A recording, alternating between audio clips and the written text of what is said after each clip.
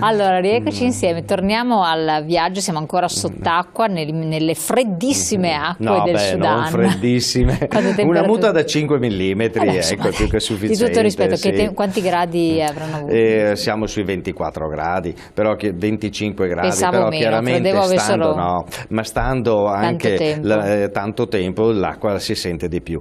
In questo caso qui abbiamo, eccolo qua, vediamo se riusciamo a vederlo, ecco il gamberetto tamburino, l'abbiamo visto solo in frazione, e questo gamberetto qui richiama la compagna battendo le chele.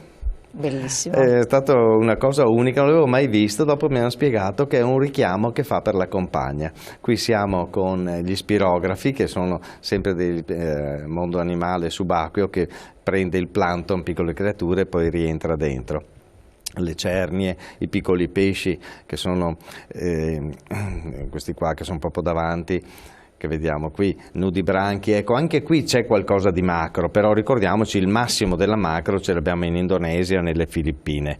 Qui abbiamo, ripeto, i grandi pesci, ecco. Però sono molto belle queste creature qui, sono delle lumachine, ecco qui abbiamo i soliti pesci pagliaccio, che sappiamo che sono 8 tipi di pesci pagliaccio che ci sono in natura e sono in tutto il mondo, però nell'unico posto che li vediamo tutti e 8 è l'Indonesia.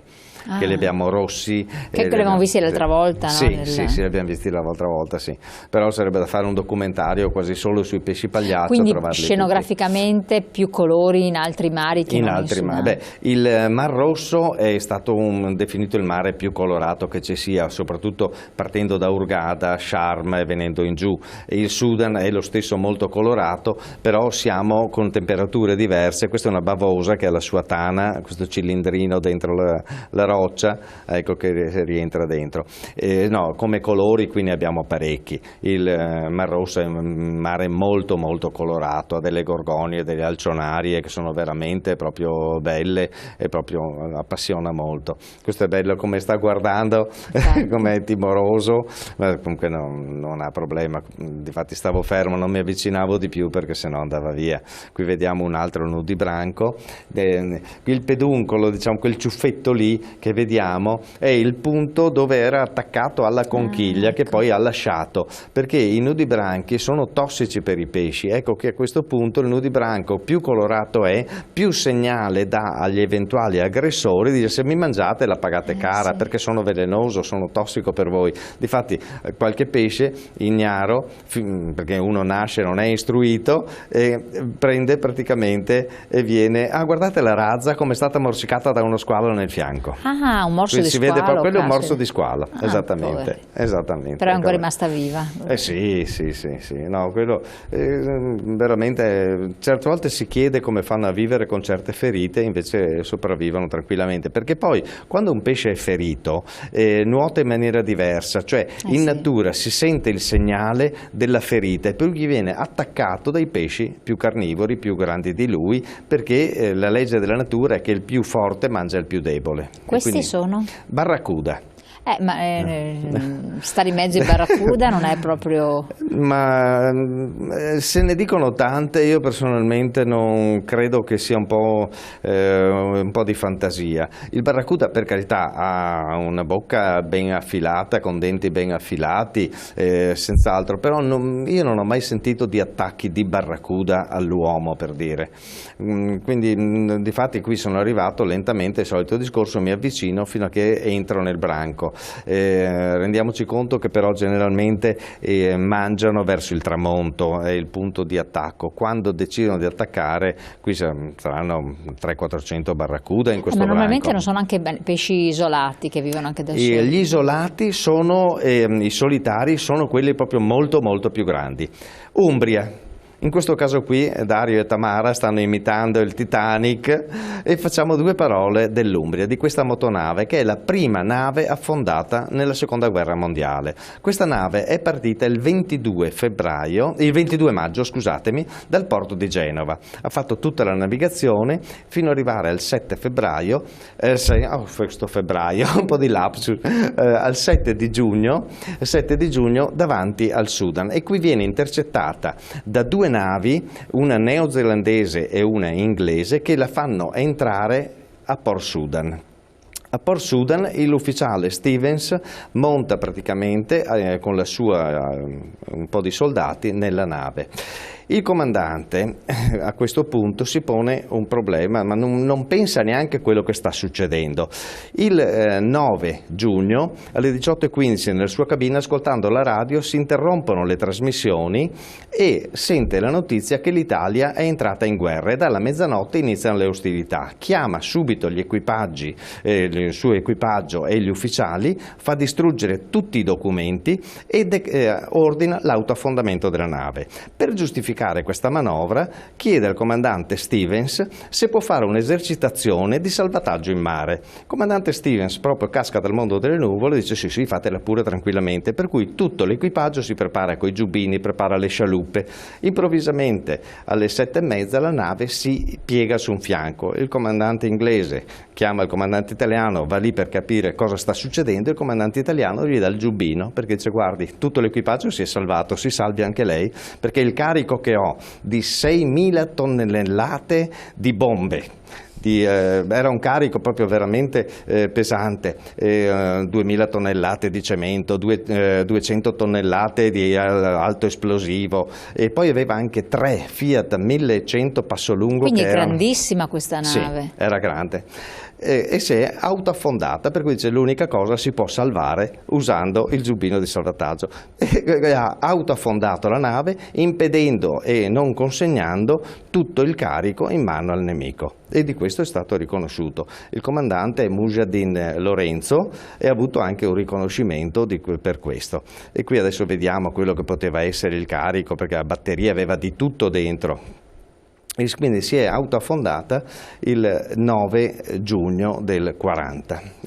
Alla notte, il 24, erano tubi al neon ad esempio. Ma non era rimasto pericoloso il carico? Il carico, le bombe adesso no, non sono più pericolose assolutamente, ma ci troviamo proprio, voglio dire, oramai sono completamente inerti. All'inizio sì, all'inizio erano pericolose.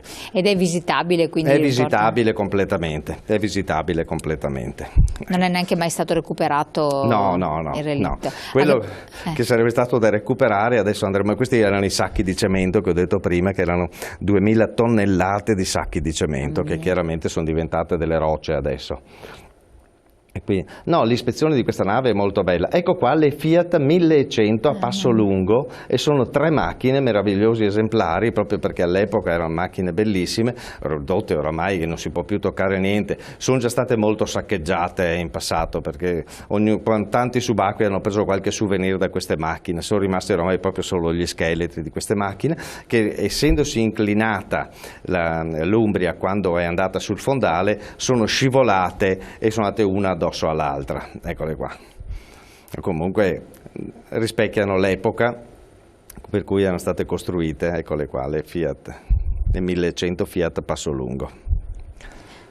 Comunque abbastanza desertica la situazione all'interno, quindi non si sono formate più di tanto coralli, non ci sono tanti pesci. Qui dentro, nelle parti interne, manca la luce. Ci vuole sempre la luce perché si formi la vita. Ah, quindi non penetra la luce? No, c'è solo praticamente la corrosione dovuta all'acqua salata. Ma se noi andiamo fuori vediamo tutte le alcionarie, tutte le gorgonie che si sviluppano nei ponti e via di seguito. Dalla parte interna è praticamente un po' desolante. Ecco, abbiamo quel limo che che crea il ferro. Questo qui vediamo era un carico di barattoli di marmellata ad esempio, ma aveva di tutto. Bottiglie di vino ne aveva non so più quante, che poi logicamente erano in scatole di cartone, si sono completamente distrutte, sono cadute. Ci si perde all'interno? No, di questa nave qui no, perché hanno veramente, all'inizio, se devo dire, io ho fatto il primo viaggio nell'82 in Sudan, e all'inizio non era proprio semplicissimo entrare, difatti ho avuto anche un po' una disavventura che non riuscivamo a trovare perché non avevamo messo un cordone d'Arianna per uscire, ma dopo abbiamo trovato l'uscita. Un po' di ansia? Sì, un po' di ansia viene, ma invece adesso proprio assolutamente hanno tolto delle pareti, direi è stata massacrata mascherata, potevano lasciarla com'era. Poi ad esempio si vedeva sempre quando si aveva una maschera antigas, in questo caso con i cordoncini, sempre il carico militare che aveva, che però questo carico militare appunto il comandante lo ha protetto autofondando. Questa era la radio, facilmente poteva essere la radio da cui ha sentito l'interruzione delle trasmissioni per la notizia che l'Italia era entrata in guerra. Poteva essere questa forse la radio del comandante che aveva nella sua cabina. A che profondità è il fianco è fuori in superficie, si vedevano ancora le torrette. Siamo a 36 metri comunque, quando si va sul fondo dove ci sono le eliche sono 36 metri di profondità. Beh, caspita. Sì, abbastanza. Comunque emozionante. No, molto emozionante. Cioè, i relitti, io ho sempre un fascino per i relitti, ho fatto anche altri viaggi, sono andato dove c'è stata la grande battaglia a Trak tra americani e giapponesi e tutto. Cioè i relitti è una cosa veramente che mi appassiona, ma soprattutto sapere la storia di questa nave, è quello che discorso che resta perché poi vincente. Era partita per andare in Eritrea, quindi era quasi arrivata all'Eritrea quando è stata dirottata dentro a Port Sudan da 2 navi appunto sotto la minaccia delle armi, ma però l'avevano anche mascherato dicendo che doveva essere una visita medica a bordo, e il comandante inizialmente non l'aveva presa come, invece gli inglesi sapevano benissimo che l'Italia stava entrando in guerra. Il comandante era partito il 22 di maggio e per cui a un dato momento non era proprio aggiornato con le notizie. Siamo anche in un periodo, diciamo, in cui le notizie arrivano un po' col contavoce. Esattamente. Ecco, io volevo aggiungere una cosa, perché volevo mandare un ringraziamento e un saluto a un ragazzino che segue con molto piacere le trasmissioni, che mi chiama e via di seguito, che è Jacopo Tecchio. Lo saluto, lo ringrazio per il suo interessamento e gli faccio i migliori auguri che diventi anche lui un grande subacqueo. Quindi un appassionato, che ti segue a distanza. A distanza, esattamente. Benissimo, quindi lo salutiamo e lo ringraziamo anche noi, come tutti i telespettatori che ci seguono, che sono nelle varie tematiche, in modo particolare queste sono le più tranquille, le più rilassanti, che fanno anche sognare.